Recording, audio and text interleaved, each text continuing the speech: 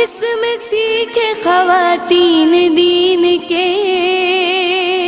کیا خوب ہے یہ سلسلہ دین اور خواتین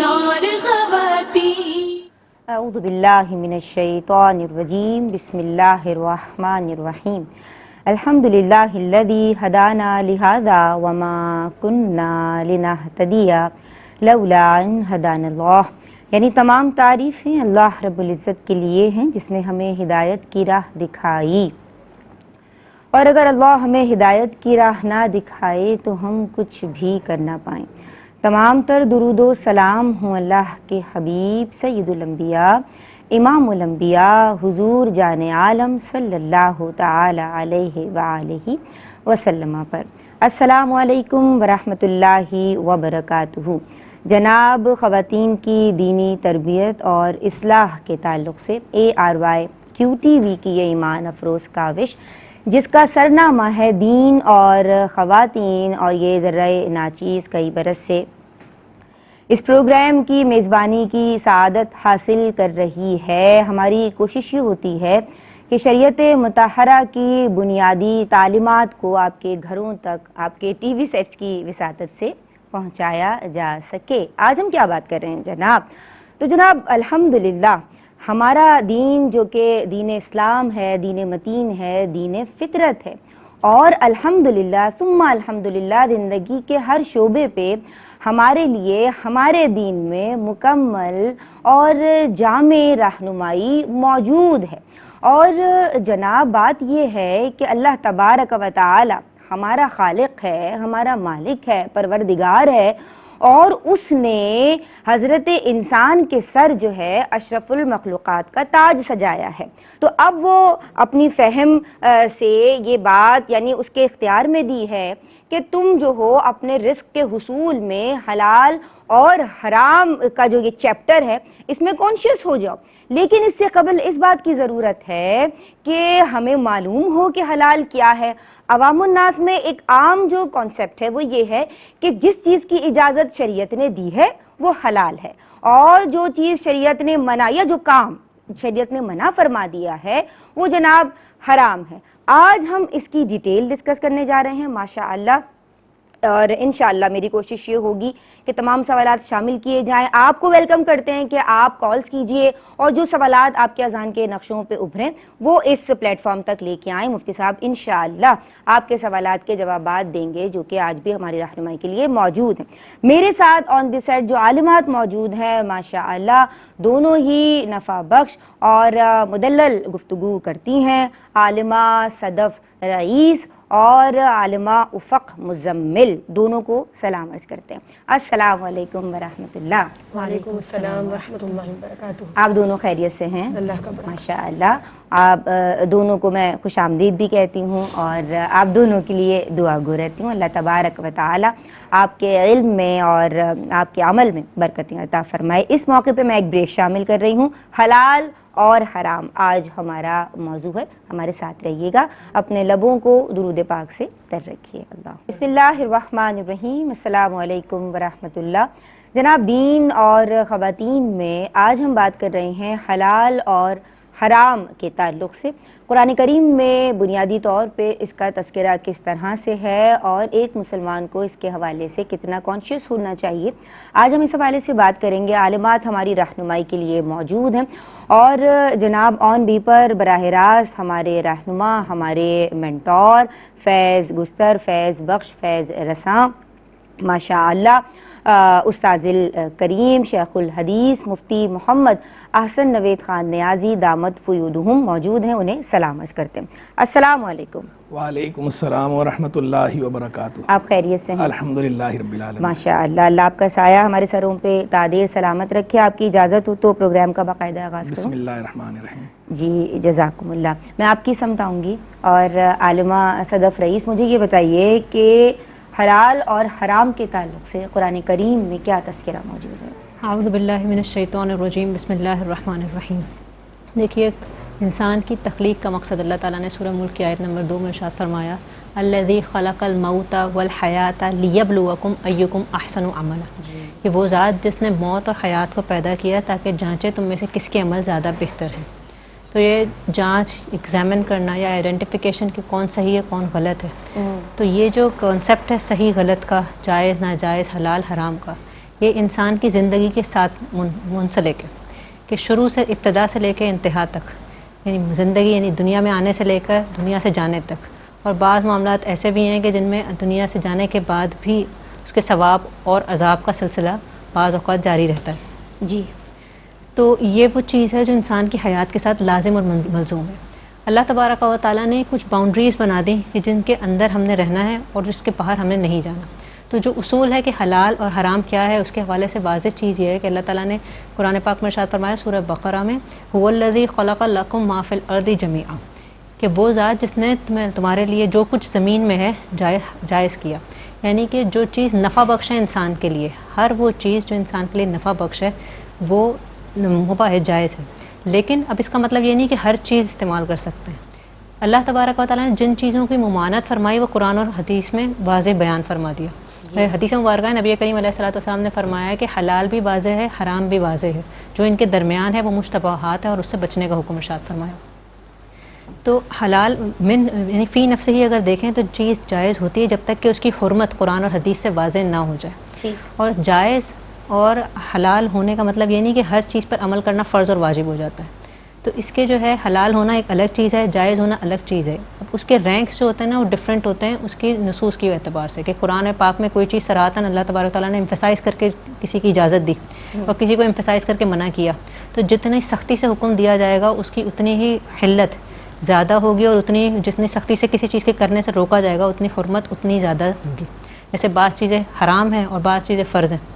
ٹھیک ہے، تو حلال اور حرام کا جو دائرہ کار ہے وہ ڈپینڈ کرتا ہے قرآن اور حدیث کے اوپر، کہ جو چیز قرآن پاک میں یا حدیث مبارکہ میں حرام کی کیٹیگوریکلی منع فرما دی گئی، پلس ہر وہ چیز جو اس حرام تک لے جانے والی ہے اس سے بھی بچنے کا حکم دیا، جیسے کہ وہ مشتبہات کو فرمایا، اور جو حرام تک لے جانے والی بھی ہے چونکہ وہ مقدمات بنتے ہیں، سبب بنتے ہیں، ذریعہ بنتے ہیں، تو ان سے بھی منع فرمایا اور اس کو بھی منع فرمایا کہ اس کے کام کیا جائے یا اس کے قریب بھی جایا جائے۔ ٹھیک ہے جناب، ماشاء اللہ۔ عالمہ افق مزمل آپ کی سمت آؤں گی، اور حلال اور حرام کے تعلق سے کیا فوائد ہیں، یعنی کیا ثمرات ہیں، اس پہ روشنی ڈالیں۔ اعوذ باللہ من الشیطان الرجیم، بسم اللہ الرحمن الرحیم۔ رزق حلال کا تذکرہ قرآن پاک میں بے شمار مقامات پہ ملتا ہے۔ اللہ تعالیٰ فرماتا ہے سورہ المومنون آیت نمبر 51 میں کہ یا ایھا الرسول کلوا من الطیبات واعملوا صالحا، جی، کہ رزق حلالی کے تعلق سے میرا سوال بھی ہے۔ اے رسول، اے پیغمبروں، کہ رزق حلال میں سے کھاؤ اور اعمال صالحہ اختیار کرو۔ صحیح۔ پھر اس کے بعد سورہ بقرہ میں اللہ تعالیٰ نے مزید فرمایا یا ایھا الذین آمنوا کلوا من الطیبات مما رزقناکم، کہ ان پاکیزہ چیزوں میں سے کھاؤ کہ جو ہم نے تمہارے لیے اتاری ہیں۔ تو اگر دیکھا جائے تو قرآن پاک میں بے شمار مقامات ایسے ہیں کہ جہاں پر اللہ تعالیٰ نے پاکیزہ رزق کو کھانے اور استعمال کرنے کی ترغیب عطا فرمائی، حکم عطا فرمایا۔ صحیح۔ اور اللہ تعالیٰ کیوں نہ ہوتا کہ اللہ تعالیٰ خود پاکیزہ ہے اور وہ پاکیزہ چیزوں کو پسند فرمانے والا ہے۔ تو جو رزق حلال ہے اس کی جو اگر ایک شارٹلی بات کی جائے کہ ہر وہ تجارت، ہر وہ عمل، ہر وہ چیز کہ جو حدود شرع میں رہتے ہوئے حاصل کی جائے وہ رزق حلال کے زمرے میں آئے گی۔ حلال کام کے ذریعے کوئی رقم اگر حاصل کی جائے تو وہ رزق حلال کے زمرے میں آئے گی۔ اس کے برعکس کون سی چیزیں اس کو انشاءاللہ آگے ہم ڈسکس کریں گے۔ یہاں پر فقط اتنا سمجھ لیں کہ جب کوئی لقمہ حلال استعمال کرتا ہے تو اس کے حدیث میں کیا کیا فوائد ذکر کیے گئے۔ نبی پاک نے فرمایا سب سے بڑی بات کہ الکاسب حبیب اللہ، کہ کسب حلال اختیار کرنے والا اللہ کا دوست ہے۔ سبحان اللہ۔ ہم چاہتے ہیں ہمیں بڑے اپنے قریب کر لیں، ہمیں اپنا مقرب بنا لیں، تو اللہ تعالیٰ سے عظیم اور اکبر ذات کس کی ہو سکتی ہے؟ وہ بلند ہے، وہ بلند و بالا ہے، اور وہ مرتبے والی ذات کہ اگر وہ کسی کو اپنا حبیب قرار دے تو ظاہر سی بات ہے کہ اس میں کوئی نہ کوئی معاملہ ایسا ہے۔ تو اللہ تعالیٰ نے کیا فرمایا کہ رزق حلال کمانے والا میرا دوست ہے۔ ایک اور مقام پر نبی پاک نے فرمایا کہ جو حلال رزق کھائے اور سنت کے مطابق عمل کرے اور لوگ اس کے شر سے محفوظ رہیں تو وہ جنت میں داخل کیا جائے گا۔ ایک بات بہت ہی پیاری حدیث ہے، حضرت سعد بن نبی وقاص رضی اللہ تعالیٰ عنہ بیان فرماتے ہیں، کہتے ہیں میں نے نبی پاک سے عرض کی کہ یا رسول اللہ مستجاب الدعوات کیسے بنا جائے؟ مستجاب الدعوات کا مطلب ہوتا ہے کہ وہ شخص کے جس کی دعائیں اللہ کی بارگاہ میں قبول کی جاتی ہیں۔ تو نبی پاک نے فرمایا کہ تم لقمہ حلال کو اپنے لیے لازم کر لو تو مستجاب الدعوات ہو جاؤ گے۔ سبحان اللہ۔ تو یہ دیکھیں کتنی بڑی بڑی فضیلتیں ہیں، اور ظاہر سی بات ہے کہ جب کسی کام کا انعام بڑا ہوتا ہے تو پھر وہ کام بھی بہت بڑی ذمہ داری ہوتا ہے۔ صحیح۔ موجودہ دور میں بالخصوص اگر دیکھا جائے تو حرام کے ذرائع بہت زیادہ ہیں اور بہت آسان ہے۔ شارٹ ٹیمپر، شارٹ کام کے اندر، شارٹ وقت کے اندر آپ زیادہ مال حاصل کر سکتے ہیں حرام ذریعے پہ جا کے، لیکن وہیں اگر حلال ذرائع کو دیکھا جائے تو وہ بے حد مشکل بنا دیے گئے۔ آپ دیکھیں جابس کی پرابلم چل رہی ہے، دیگر پریشانیاں بھی ہیں، تو رزق حلال کمانا اگر مشکل ہے تو پھر اس کا اجر بھی بہت بڑا ہے، اس کا اجر پھر جنت ہے، اس کا اجر پھر مستجاب الدعوات ہونا ہے، اس کا اجر پھر حبیب اللہ ہونا ہے۔ تو اس کے جو ثمرات ہیں یہ اخروی اعتبار سے تو بے شمار ہے، لیکن اگر ہم دنیاوی اعتبار سے دیکھیں تب بھی بے شمار فوائد ہیں۔ جو حلال کماتا ہے اللہ تعالیٰ لوگوں کے دل میں اس کی شرافت ڈال دیتا ہے، اس کی عظمت ڈال دیتا ہے۔ جی۔ لقمہ حلال کی برکت ہماری اولاد کے اندر بھی ہم دیکھتے ہیں۔ اگر کوئی والد حلال لقمہ کما کے اپنی اولاد کے پیٹ میں ڈالتا ہے تو اس کی نسلوں میں جو اس کی برکات ہوتی ہے وہ ظاہر ہونا شروع ہو جاتی ہیں۔ جی۔ اسی طرح اللہ تعالیٰ رزق حلال کمانے والے کو رسوا نہیں کرتا، اللہ تعالیٰ اس کو مزید ثمرات عطا فرماتا ہے اور انعامات سے نوازتا رہتا ہے اور برکتیں ہی برکتیں عطا فرماتا ہے۔ سبحان اللہ۔ تو اگر دیکھا جائے رزق حلال کمانے کے بے شمار فوائد، بے شمار ثواب ہے، اللہ تعالیٰ نے بے شمار انعامات ذکر فرمائے۔ حدیث مبارکہ تو طویل ہے جو ذکر کی جائے اور شاید وقت ختم ہو جائے، لیکن احادیث میں رزق حلال کمانے والے کا تذکرہ ختم نہ ہو۔ تو اللہ تعالیٰ سے دعا کرتے ہیں کہ اللہ تعالیٰ ہمارے لیے بھی رزق حلال کے ذرائع آسان فرما دے اور اللہ تعالیٰ انہیں اختیار کرنے کی توفیق عطا فرمائے۔ سبحان اللہ، ماشاء اللہ، اللہم آمین۔ حضور ہم آپ کی سمت آئیں گے اور اللہ کی محبت اسے عطا ہو رہی ہے، حاصل ہو رہی ہے according to the saying of holy prophet صلی اللہ علیہ وآلہ وسلم کہ جو رزق حلال کماتا ہے۔ تو آپ، میں چاہتی ہوں اپنے خوبصورت انداز میں ہمیں سمجھائیے رزق حلال کے تعلق سے اور حلال اور حرام کا جو قرآن کریم میں تذکرہ ہے۔ بسم اللہ الرحمن الرحیم، صلی اللہ علیہ حبیبہ محمد وعلی آلہ وصحبہ وبارک وسلم۔ اللہ تبارک و تعالی قرآن مجید فرقان حمید برہان رشید میں ارشاد فرماتا ہے کلوا مما رزقکم اللہ حلالا طیبا، کھاؤ اس رزق میں سے جو اللہ تمہیں عطا فرماتا ہے حلال طیب، اور فرمایا یحل لہم الطیبات ویحرم علیہم الخبائث، یہ رسول ان پہ طیبات، طیب چیزیں، اچھی چیزوں کو ان کے لیے حلال کرتے ہیں اور خبیث چیزوں کو ان کے لیے حرام کرتے ہیں۔ جی۔ تو حلال اور حرام کا تذکرہ تو قرآن مجید فرقان حمید برہان رشید میں کئی جگہوں پر ہے اور کئی جگہوں پر اس کی حکمتیں بھی بیان ہوئی ہیں، اور یہ اشارے بھی کیے گئے ہیں کہ جو حرمت ہے اس کی وجہ کیا ہے، کہ اس چیز کے اندر جو ہے کبھی خود خبث ہوتا ہے اور کبھی ایسا ہوتا ہے کہ جو اس کا ضرر ہوتا ہے، بظاہر ہمیں نفع تھوڑا نظر آ رہا ہوتا ہے لیکن اس کا جو ضرر ہے، جو اس کا نقصان ہے، وہ اس کے نفع سے، اس کے فائدے سے بڑا ہوتا ہے۔ جیسے قرآن مجید فرقان حمید میں جہاں ذکر کیا ہے خمر کا، میسر کا، انصاب کا، ازلام کا، تو یہ شراب اور جوئے کے بارے میں فرمایا نا کہ اثمہما اکبر من نفعہما، کہ یہ جو شراب اور جوا ہے ان کا گناہ ان کے نفع سے بڑھ کر ہے۔ یعنی اگر نفع بظاہر تھوڑا سا ہوتا بھی ہے تو جو اس کا ضرر ہے، جو اس کا نقصان ہے اور جو اس کا گناہ ہے وہ بڑھ کر ہے۔ اور میں پہلے بھی کئی دفعہ کہہ چکا ہوں، بتاتا رہتا ہوں کہ یہ جو گناہ ہوتا ہے اس کی جو نحوست ہوتی ہے وہ بندے کے معاملات کو متاثر کرتی ہے، ظاہری معاملات کو بھی متاثر کر رہی ہوتی ہے۔ تو یہ جو حرام ہے اس سے ہمیں بہرحال بچنا ہے، ہر سطح پر بچنا ہے، اور ایک ہے کھلا کھلا حرام۔ ہمارے بہت سے لوگ وہ ہیں کہ وہ کھلے کھلے حرام سے تو بچ رہے ہوتے ہیں، انہیں پتہ ہوتا ہے اس کا کہ کھلے کھلے حرام کا۔ کئی صورتیں ایسی ہوتی ہیں کہ وہ جو رزق کما رہے ہیں وہ کمائی جو ہے وہ حرام ہوتی ہے لیکن لوگوں کو معلوم ہی نہیں ہوتا۔ جیسے کہ جو ہم بیع و شراء کرتے ہیں، خرید و فروخت کرتے ہیں، اب اس کے اندر کئی صورتیں ایسی ہوتی ہیں کہ بعض صورتوں میں جو بیع ہے وہ باطل ہوتی ہے، بعض صورتوں میں بیع جو ہے وہ فاسد ہوتی ہے۔ اب یہ بھی ناجائز رزق کی صورتیں، حرام رزق کی صورتیں، تو اس کے بارے میں لوگوں کو معلوم ہی نہیں ہوتا۔ وہ اپنے زوم میں اپنے تئیں یہ سمجھ رہے ہوتے ہیں کہ ہم حلال کما رہے ہیں، ہم حرام سے بچ رہے ہیں، ہم تو پراپر جو ہے وہ کاروبار کر رہے ہیں، ہم رشوت نہیں لے رہے، ہم جو ہے وہ غصب نہیں کر رہے، ہم جو ہے چوری ڈکیتی نہیں کر رہے، ہم پراپر چیزیں بیچ کر اپنا کاروبار کر رہے ہیں، لیکن جو اس کے بنیادی مسائل ہیں وہ نہیں جانتے۔ تو بنیادی مسائل معلوم نہ ہونے کی وجہ سے وہ مبتلا ہو رہے ہوتے ہیں ناجائز کے اندر، گناہ کے اندر۔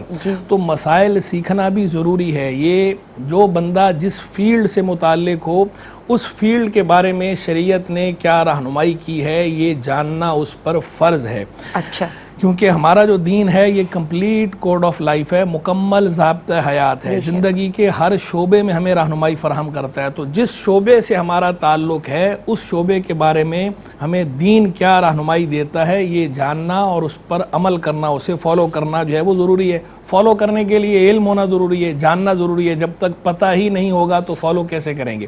ہم جو ہے وہ عمل کیسے کریں گے جب تک ہمیں اس کا علم نہیں ہوگا؟ تو اس کا علم حاصل کرنا ضروری ہے. تو جو لوگ خرید و فروخت سے وابستہ ہیں تو ان کے لیے جو خرید و فروخت کے جو بنیادی مسائل ہیں یہ جاننا بھی ضروری ہے کہ کس چیز سے یہ جو سودا ہے جو ہم کرتے ہیں یہ سودا کس چیز سے فاسد ہو جاتا ہے، کس چیز سے یہ سودا باطل ہوتا ہے، کون سی صورتیں ہیں کہ جو اسے ناجائز کر دیتی ہیں، گناہ بنا دیتی ہیں، حرام بنا دیتی ہیں، کون سی صورتیں وہ ہیں کہ جو اسے حلال اور طیب کے زمرے میں رکھتی ہیں.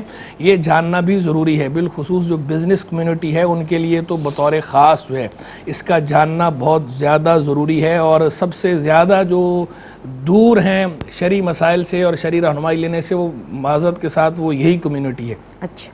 کیونکہ اس کے اندر جو ہے وہ لوگ ہمارے جو لوگ ہیں عام طور پر ان کا ذہن جو ہے مستثنیات ہر جگہ ہوتی ہیں، میں سب کو نہیں کہہ رہا، لیکن اوورال مجموعی بات کر رہا ہوں. معاشرے کا جو مجموعی طرز ہے، جو مجموعی ڈگر ہے وہ یہی ہے کہ لوگ جو ہے وہ دین کو ایک بس عقائد تک سمجھتے ہیں کہ جو عقائد ہیں، نظریات ہیں، اس کا نام دین ہے، اور دوسرا جو ہے وہ چند رسوم ہے اور چند عبادات ہیں، نماز ہے، روزہ ہے، زکوٰۃ ہے، حج ہے، بس. باقی وہ شعوری طور پر یہ راسخ نہیں ہے بندوں کے دماغ میں اور ان کے قلوب میں یہ بات کہ دین جو ہے مکمل ضابطہ حیات ہے اور ہر شعبے میں رہنمائی دے رہا ہے اور ہر شعبے میں ہم نے دین کی رہنمائی لینی ہے، اس پر عمل کرنا ہے.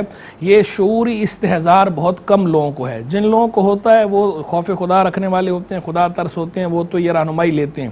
باقی جو لوگ ہیں اکثریت ایسے ہیں کہ وہ اس طرح کی چیزوں کو اہمیت نہیں دیتے. وہ کہتے ہیں کہ بس ہم نے دکان کھولنی ہے یا ہم نے جو کاروبار کرنا ہے، وہ اپنے تئیں اپنے زوم میں یہی سمجھ رہے ہیں کہ ہم جو ہے بالکل حلال اور طیب کر رہے ہیں، لیکن کئی ایگریمنٹس وہ ایسے کر رہے ہوتے ہیں کہ وہ حلال اور طیب کے زمرے میں نہیں ہوتے، وہ حرام رزق حرام کے زمرے میں جا رہے ہوتے ہیں. تو اس لیے ان مسائل کو بھی سیکھیں اور مسائل سیکھ کر پھر اس پر عمل بھی کرنا ہے کہ مسائل جو ہے وہ صرف جنرل نالج کے لیے نہیں ہوتے، سیکھنا عمل کرنے کے لیے سیکھنا ہوتا ہے. صرف جنرل نالج کے لیے یا ذہنی تسکین کے لیے نہیں سیکھنا ہوتا، ذہن کی مشق کے لیے نہیں ہوتے، یہ عمل کرنے کے لیے ہوتے ہیں. تو مسائل بھی سیکھیں تاکہ پتہ چلے کہ کن چیزوں میں کون سی صورتیں جو ہے وہ حلال کی ہیں، کون سی صورتیں حرام کی ہیں، اور پھر اس کے بعد یہ جذبہ بھی ہو اور اللہ سے دعا بھی مانگیں کہ ہم نے جو ہے یہ حلال کرنا ہے اور حرام سے بچنا ہے. جی بہت شکریہ حضور آپ کا.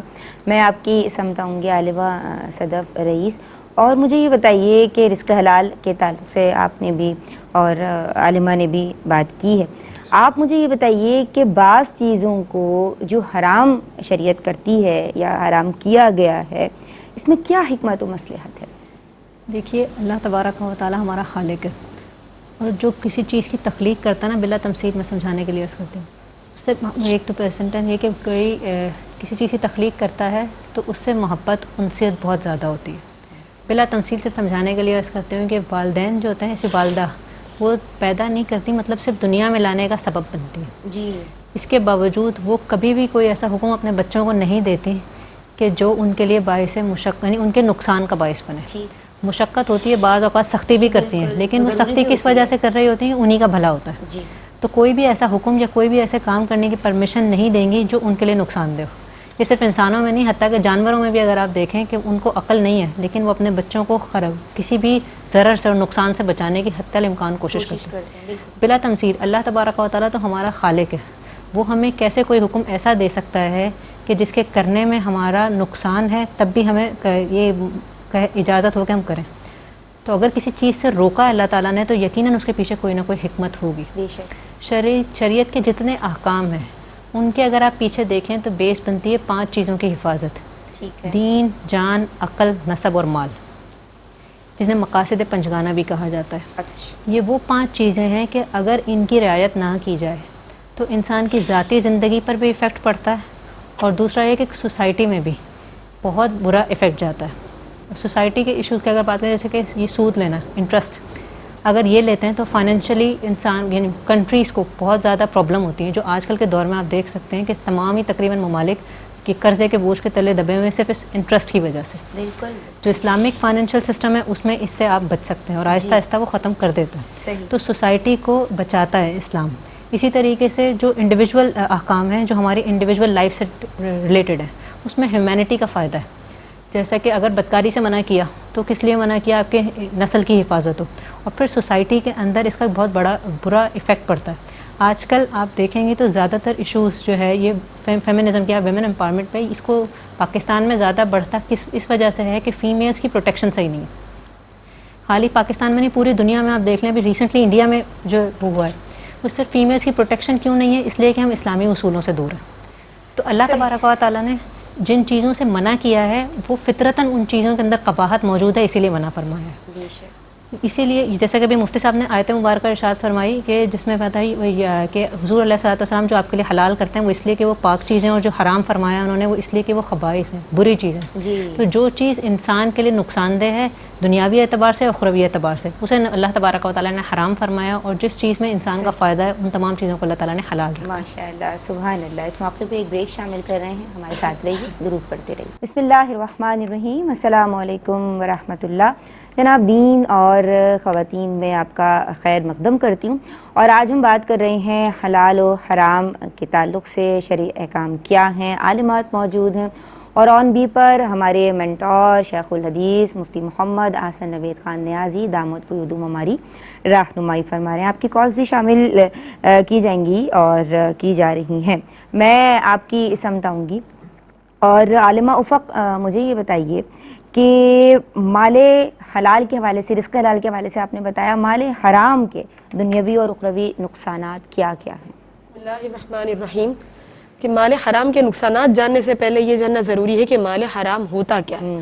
تو اگر سمپلی اس کو دیکھا جائے تو وہی بات آ گئی کہ وہ چیزیں کہ جن سے شریعت نے روکا یا جس طریقے سے مال کمانے سے شریعت نے منع کیا وہ حاصل کرنا مال حرام کی صورتیں ہیں. اب مثال کے طور پر کوئی اگر تجارت کرتا ہے اور تجارت کے اندر جو قواعد و ضوابط شرع نے بتایا، بیع و شراء کے باقاعدہ ابواب بنے ہوئے کتابوں میں کہ جن کو پڑھ کے ہم بیع و شراء کے یا بائنگ پرچیزنگ کے مسائل سیکھتے ہیں، پراپر مسائل ہیں، ان کو سیکھے بغیر اگر کسی نے تجارت کی، جیسے آج کل آن لائن بہت زیادہ ہو رہا ہے، اس کے اندر دکھاتے کچھ ہے کسٹمر کو اور دیتے کچھ ہے، تو یہ کیا دھوکہ دہی کے ذریعے مال حاصل کرنا ہے، یہ بھی ناجائز طریقہ مال حاصل کرنے کا. اسی طریقے سے لوٹ مار کے ذریعے، چوری کے ذریعے، ڈکیتی کے ذریعے کسی کا مال حاصل کرنا، اسی طرح کسی کا ناحق مال کھانا، بالخصوص مال وراثت کے اندر جو یہ معاملہ ہوتا ہے کہ جس کا حق بن رہا ہوتا ہے اس کو حق دیا نہیں جاتا ہے، بعض اوقات جبرن یا ایموشنلی طور پہ اسے معاف کروا لیا جاتا ہے، حالانکہ وراثت کے حقوق یہ تو اللہ کا حق ہے. تو یہ دین کا جو حق ہوتا ہے اس کے اندر لازم ہوتا ہے کہ آپ سامنے والے کے ہاتھ میں اگر رقم دے رہے ہیں اور اس کے بعد وہ گفٹ کرتا ہے تو اجازت ہوتی ہے. لیکن ہمارے یہاں کیا کرتے ہیں کہ بجائے اس کے کہ آپ اس کے ہاتھ میں قیمت دینے، زبانی معاف کروا لیا جاتا ہے. تو اس طریقے سے مال کھانا یہ بھی ناحق مال کھانے کے زمرے میں آتا ہے. اسی طریقے سے ایک کالر شامل کر لوں، آپ کی اجازت ہو تو. السلام علیکم. وعلیکم السلام. جی بہن، کیا نام ہے؟ خوش آمدید کہتے ہیں. بہت شکریہ، جزاک اللہ. میرا نام طاہرہ ہے. جی طاہرہ بہن، کیا سوال کرنا چاہتی ہیں؟ میرا مفتی صاحب سے سوال ہے. جی جی، مفتی صاحب آپ کو سن رہے ہیں، تھوڑا سا اونچا بولیے. اچھا، آج کل ایک کام ہو رہا ہے انٹرنیٹ کے تھرو جس کو ڈراپ شپنگ کہتے ہیں. Drop shipping? ہاں ڈراپ شپنگ؟ ہاں جی. اچھا ٹھیک ہے. جس طرح انٹرنیٹ پر کام ہوتا ہے نا، کوئی چیز ہے تو آپ فرض کریں آپ کی کوئی چیز ہے وہ میں بیچ رہی ہوں، لیکن وہ میری ملکیت میں نہیں ہے. ٹھیک ہے، صحیح ہے. لیکن میں اس کو بیچ رہی ہوں اور اس کا جو پروفٹ ہے وہ آپ مجھے دے رہی ہیں. اچھا ٹھیک ہے. ٹھیک ہے، ٹھیک ہے، صحیح ہے. تو کائنڈلی یہ بتائیے گا کہ یہ حلال ہے یا یہ حرام ہے. اچھا ٹھیک ہے. اور کوئی سوال ہے آپ کا؟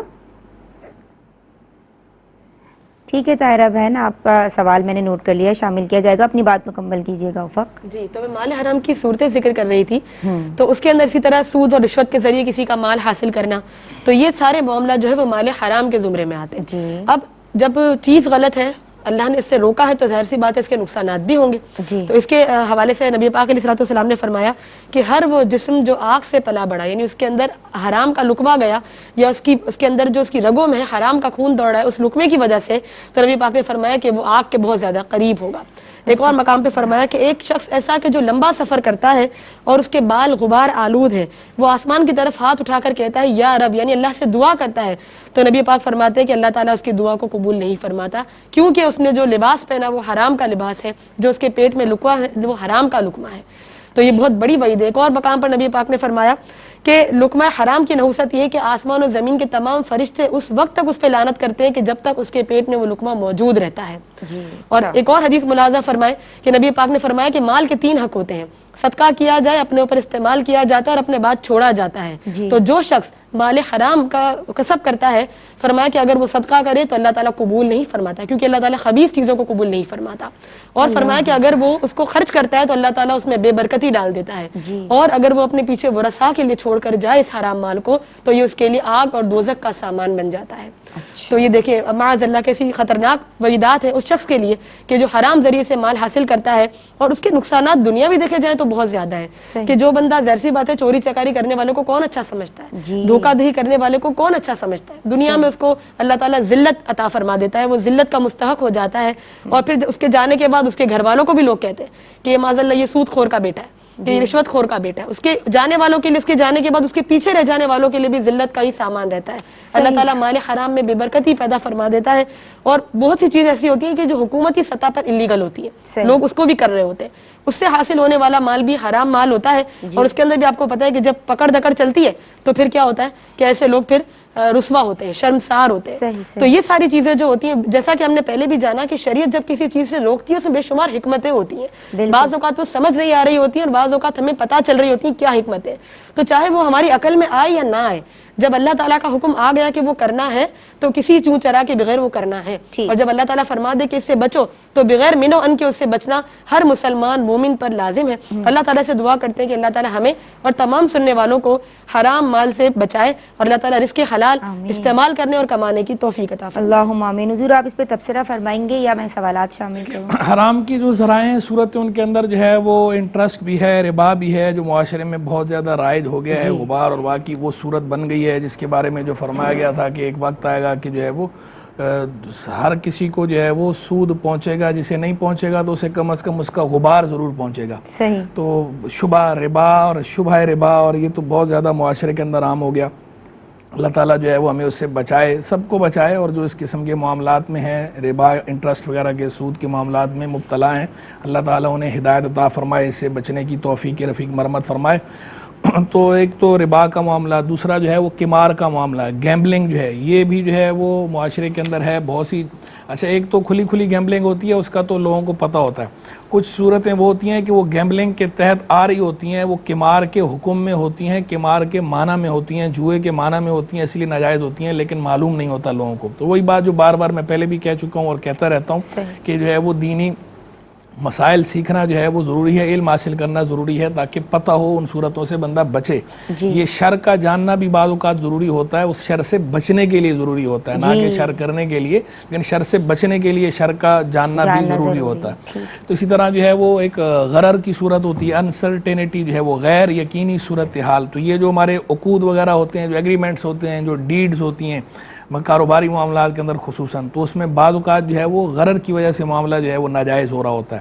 تو ہمیشہ ہی ربا نہیں ہوتا, کبھی ربا کی وجہ سے ناجائز ہو رہا ہوتا ہے, کبھی قمار کی وجہ سے ناجائز ہو رہا ہوتا ہے, کبھی غرر کی وجہ سے ناجائز ہو رہا ہوتا ہے. اور یہ جو بینکنگ سیکٹر ہے اس کے اندر بھی اکثر خرابیاں یہ ہوتی ہیں کہ بینکنگ سیکٹر میں بھی جو ہے وہ ربا کا معاملہ تو ہوتا ہی ہوتا ہے, قمار کا بھی ہوتا ہے, غرر کا بھی ہوتا ہے. اور وہ جو پیوریفائی کرنے کی کوششیں اس کو کی جا رہی ہیں, تو بہرحال وہ ان معنوں پر اچھی کوشش ہے, تحسین ہم کرتے ہیں کہ کوئی اگر اسے کنونشنل بینکنگ کے مقابلے میں جو اسلامی بینکنگ کے نام سے اسے پیوریفائی کرنے کی کوشش ہے, لیکن وہ تاحال جو ہے وہ ہماری نظر میں ابھی تک وہ مکمل طور پر قابل اعتماد نہیں ہے. ہمیں بہرحال اس پہ تحفظات ہیں, امپلیمنٹیشن نفاذ کے حوالے سے بھی اور طریقہ کار کے حوالے سے بھی. تو میں یوں کہتا ہوں, سمجھانے کے لیے کہا کرتا ہوں کہ اگر جو ہے کنونشنل بینکنگ 100% جو ہے غیر شرعی معاملات پر مشتمل ہے, تو اسلامک بینکنگ میں آ کر اس کا ریشو کم ہو گیا ہے, لیکن ابھی کوششیں جاری ہیں. تو بہرحال جب تک جو ہے پوری طرح مکمل جو ہے وہ نہیں ہو جاتا, پیوریفائی نہیں ہو جاتا, تو ہم اس کے بارے میں کوئی ایسا مشورہ نہیں دیا کرتے لوگوں کو کہ لوگ اس پر عمل کریں. لیکن بعض علماء جواز کے بھی قائل ہیں. کوئی اگر ان علماء پر اعتماد کرتا ہے, دیانتداری کے ساتھ ان کی رائے پر اگر کوئی عمل کرتا ہے, تو اس پر بھی کوئی حکم نہیں لگاتے, بشرطے کہ نفس کی خاطر نہ ہو. بعض لوگوں کو دیکھا ہے کہ ویسے جو ہے وہ فالو کسی اور کو کر رہے ہوتے ہیں, لیکن جہاں جو ہے وہ نفس کا معاملہ آتا ہے تو وہاں کہتے ہیں وہ والے جو مفتی صاحب تھے نا وہ یہ کہہ رہے تھے, تو ویسے تو آپ ان مفتی صاحب کو مان ہی نہیں رہے, ویسے آپ ان کی مسئلوں پر, مسائل پر, فتاوی پر عمل ہی نہیں کر رہے, ویسے آپ کسی اور کے فتاوی پر عمل کر رہے ہیں. نفس کے خلاف بات آئی تو اب آپ نے جو ہے وہ یہ چور دروازہ نکالنے کی کوشش کی. تو یہ اس طرح نہیں کرنا چاہیے. جن پر آپ اعتماد کرتے ہیں, چاہے کوئی بھی ہوں, کسی بھی مفتی صاحب پر جو معتمد علیہ ہوں, اگر آپ ان کے مسائل پر عمل کرتے ہیں عمل کریں, لیکن جو ہے وہ نفس کی خاطر نہ ہو, دیانتداری کے ساتھ شرعی حکم سمجھ کر اس پر عمل کریں گے تو اس کی برکت پائیں گے. ٹھیک ہے حضور, سوالات پہ قسم تاجہ. اچھا, آفیر ایک کال آئی ہے اور وہ بہن پوچھتی ہیں کہ کچھ لوگ کن ذہن ہوتے ہیں, وہ دعا بھی کرتے ہیں کہ یا اللہ میرا ذہن جو ہے وہ کن ذہن ہے, تو میرا ذہن جو ہے وہ یعنی اس میں برکت دے یا اس کو روشن کر دے, اسے کھول دے. تو آپ اس حوالے سے ہمیں صحیح الفاظ بھی بتائیے کہ کس طرح سے دعا کرنی چاہیے ایسے لوگوں کو کہ جن کا ذہن کمزور ہے. کوئی وظیفہ بتا دیجیے حضور. جی, اور میرے خیال میں شاید وہ یہ بھی پوچھ رہی تھی بہن کہ جو ہے ایسا دعا کرنا جائز بھی ہے یا نہیں, اس طرح جی ایسا دعا کرنا بھی کیسا ہے. تو پہلی بات تو یہ کہ دیکھیں, اگر کوئی کن ذہن ہے, ڈمی ہے کوئی, اس کا ذہن زیادہ کام نہیں کرتا, غبی ہے, تو اس صورت میں یہ بہرحال ایک خامی تو ہے, یہ خامی ہے, عیب ہے, اور اس طرح کی جو خامیاں اور عیب ہیں یہ دور ہونے کی دعا مانگی جا سکتی ہے. اس دعا مانگنے میں کوئی رکاوٹ نہیں ہے, کوئی مانع شرعی موجود نہیں ہے, شریعت نے اسے منع نہیں کیا. تو یہ جس طرح دیگر چیزوں میں آپ جو ہے وہ دعائیں مانگتے ہیں, تو اس کے اندر بھی کوئی اگر دعا مانگتا ہے اپنے ذہن کی تیزی کے لیے, حافظے کی مضبوطی کے لیے, اور کند ذہنی دور ہونے کے لیے, غباوت دور ہونے کے لیے کوئی دعا مانگتا ہے, اپنے لیے مانگ رہا ہو یا کسی اور کے لیے مانگ رہا ہو, تو یہ دعا بھی بالکل جائز ہے, اس میں شرعن کوئی قباحت نہیں ہے. رہ گئی بات یہ کہ جو ہے وہ دعا مانگی کن الفاظ میں جائے. آپ کوئی بھی مناسب الفاظ میں, بس یہ دعا کے اندر یہ لحاظ کرنا ہوتا ہے کہ آپ جو ہے مخاطب کس سے ہیں. آپ اللہ تبارک و تعالیٰ سے مخاطب ہیں, تو اللہ تبارک و تعالیٰ احکم الحاکمین ہے, وہ سب کو عزت دینے والا ہے. تو جیسے آپ جو ہے دیگر جو دنیاوی طور پر جو معزز لوگ ہوتے ہیں, چاہے دینی معزز ہوں یا دنیاوی معزز ہوں, ان کے سامنے جب آپ کوئی بات کرتے ہیں, ان کے سامنے جب آپ کوئی ریکویسٹ رکھتے ہیں, تو آپ کا انداز کیسا ہوتا ہے کہ آپ مناسب الفاظ کا چناؤ کرتے ہیں اور اپنا جو انداز ہے وہ ایسا رکھتے ہیں سبحان اللہ کہ یہ جو ہے میری بات جو ہے اگلے کو بری بھی نہ لگے, اور جو ہے وہ بد تہذیبی بھی نہ سمجھا جائے, ایسے بے ادبی بھی نہ سمجھا جائے, اور جو میری یہ ریکویسٹ ہے یہ پوری بھی ہو جائے, اگلا میری بات جو ہے وہ انڈورس بھی کر لے. تو جب اس طرح ہم جو مخلوق معززین ہیں ان کے لیے ایسا کرتے ہیں, تو اللہ تبارک و تعالیٰ تو یہ عزتیں سب کو دینے والا ہے, وہ سب کا خالق ہے, سب کو اس نے پیدا کیا ہے, اور عزتیں بھی وہی عطا فرمانے والا ہے, وہی موتی ہے. وہ سب سے بڑھ کر حق رکھتا ہے اس بات کا کہ اس کا ادب کیا جائے. تو اللہ کے سامنے جب آپ دستے دعا دراز کر رہی ہیں, تو آپ کا انداز جو ہے وہ آپ خود غور کر لیں کہ آپ کے الفاظ جو ہے وہ کس طرح, کیوں کوئی ایسا ہارڈ اینڈ فاسٹ کوئی رول نہیں ہے کہ الفاظ جو ہے وہ یہ خاص یہ الفاظ ہوں کہ وہ عربی زبان کے ہوں, یا خاص یہی الفاظ ہوں پرٹیکولر. آپ کو اجازت ہے نا, مناسب اور معقول الفاظ جو ہے وہ کسی بھی زبان کے ہو سکتے ہیں, وہ عربی میں بھی ہو سکتے ہیں, اردو میں بھی ہو سکتے ہیں, انگریزی میں بھی ہو سکتے ہیں, پنجابی, سرائکی, پشتو, بروہی, کسی بھی زبان میں ہو سکتے ہیں, جو آپ کی مادری زبان ہے اس میں بھی ہو سکتے ہیں. کوئی اس میں حرج کی بات نہیں, کسی بھی زبان میں آپ جو ہے وہ دعا مانگ سکتے ہیں.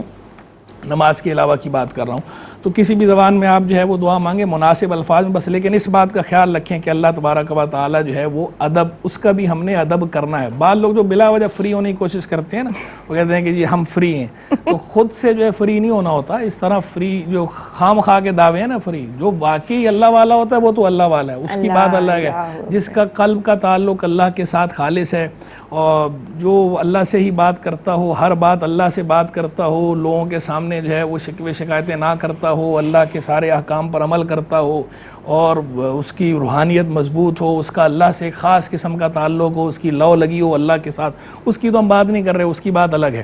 وہ تو اس کا وہ جانے اور اس کا خدا جانے, اس کا اللہ کے ساتھ ایک الگ تعلق ہوتا ہے. لیکن وہ ان چیزوں کا خیال کر رہا ہوتا ہے, پھر وہ لوگوں کے سامنے نہیں کہہ رہا ہوتا ایسے, وہ لوگوں کے سامنے ایسے جملے نہیں بول رہا ہوتا کہ بھئی جو میں اس طرح جو ہے وہ ایسے الفاظ کا استعمال کر رہا ہوں کہ جو الفاظ جو ہے اللہ تبارک و تعالیٰ کی بارگاہ کے ادب کے لائق نہ ہوں.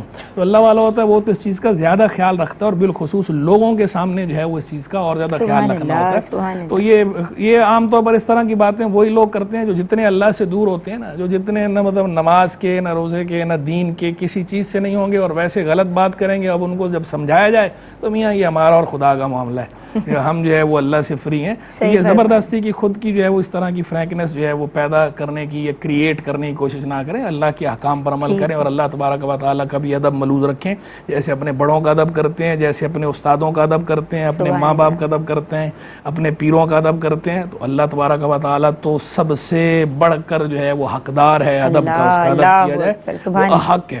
کیا بات ہے. حضور طاہرہ بہن جہاں تک بات ہے وظیفے کی, وظیفہ بھی عرض کر دیتا ہوں کہ جو ہے وہ وظیفے کی جہاں تک بات ہے تو یا علیمو جو ہے 40 بار پڑھ کے اول آخر درود شریف پانی پہ دم کر کے جو ہے پی لیا کریں, کسی بھی ٹائم کر سکتے ہیں. ٹھیک ہے. خود جس کا اپنا مسئلہ ہے وہ اپنے لیے کر لے, کسی اور کا مسئلہ ہے اس کو پانی پہ دم کر سکتے ہیں, پانی پہ دم کر کے دے دیں انشاءاللہ. امید ہے اللہ کی رحمت سے فاقہ ہوگا. ٹھیک ہے انشاءاللہ. طاہرہ بہن نے پوچھا آپ سے کہ آن لائن یہ جو ڈراپ شپنگ ہے اس کا حکم بتا دیجئے, یہ حلال ہے؟ ڈراپ شپنگ آج کل بہت زیادہ رائج ہو گئی ہے. ڈراپ شپنگ میں عام طور پر ہو یہ رہا ہوتا ہے کہ جو بندہ آگے یہ اپنی سائٹ کے اوپر لگا رہا ہوتا ہے, جو تصویریں لگا رہا ہوتا ہے, تصویریں لگا کے وہ کہہ رہے ہوتے ہیں لوگوں سے جو ہے وہ آرڈر بھی لے رہے ہوتے ہیں, عام طور پر وہ چیزیں ان کی اپنی نہیں ہوتی, وہ کسی اور کی چیز ہوتی ہے, کسی اور کمپنی کی ہوتی ہے. وہ خود سے لگا دیتے ہیں اور اس کے بعد جب لوگ انہیں آرڈر دیتے ہیں تو پھر وہ وہاں سے خرید کر انہیں جو ہے وہ پرووائڈ کرتے ہیں. اب اس کے اندر جو ہے وہ خرابی یہ ہے کہ حدیث شریف کے اندر منع کیا گیا لا تبع ما لیس عندک, جو تمہارے پاس نہیں ہے اس کی بے نہ کرو, اسے فروخت نہ کرو. اسی سے فقہا نے وہ شرط نکالی ہے کہ بے اسی چیز کی ہوتی ہے کہ جو بندے کی اپنی ملکیت میں ہو اور بندے کا اس پر قبضہ ہو اور آگے بندہ وہ چیز دوسرے کو سپرد کرنے پر اس وقت قادر ہو, قدرت بھی رکھتا ہو. تو یہ اس معاہدے کے عقد بے کے درست ہونے کے لیے شروط میں شامل ہے. تو چونکہ اس صورت میں وہ شرط پائی نہیں جا رہی ہوتی تو اس وجہ سے ہم اسے کہتے ہیں کہ یہ جس انداز پر ہو رہا ہے اس انداز پر جائز نہیں ہے.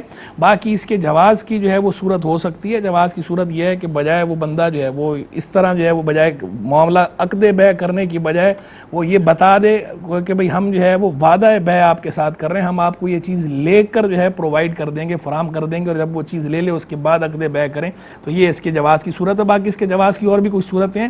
میرے خیال میں وقت جو ہے وہ ختم ہو گیا. انشاءاللہ نیکسٹ ٹائم یاد دلے گا, اگلے پروگرام میں اس پہ مزید جو ہے وہ اس کی تفصیلات بیان کروں. بہت شکریہ مفتی صاحب آپ کا. عالمات میں آپ دونوں کی شکر گزار ہوں. ماشاءاللہ آپ دونوں کی جانب سے آج بھی اچھی گفتگو رہی جناب. سیکھنے اور سمجھنے کے دریچے واہ ہوتے ہیں اس پلیٹ فارم سے. ماشاءاللہ ARYQ TV کا خاصہ ہے. ہم دین سیکھ رہے ہیں اور دین مفتی صاحب ہمیں سکھا بھی رہے ہیں. ہماری عالمات ہماری رہنمائی کرتی ہیں اور کوشش یہی ہے کہ اللہ تبارک و تعالی ہم سب کی سعی کو اپنی بارگاہ میں قبول و منظور فرمائے اور ہم سب کو دین کی فہم دے, دین کی سمجھ دے اور دین پہ عمل کرنے کی توفیق عطا ہو جائے. السلام علیکم ورحمۃ اللہ. بہرے نصاب دیکھیے آقا کے فرامی, اوج کمال پر ہے وہ تابندہ مضامی. احکام اس میں سیکھے خواتین دین کے, کیا خوب ہے یہ سلسلہ دین اور خواتین.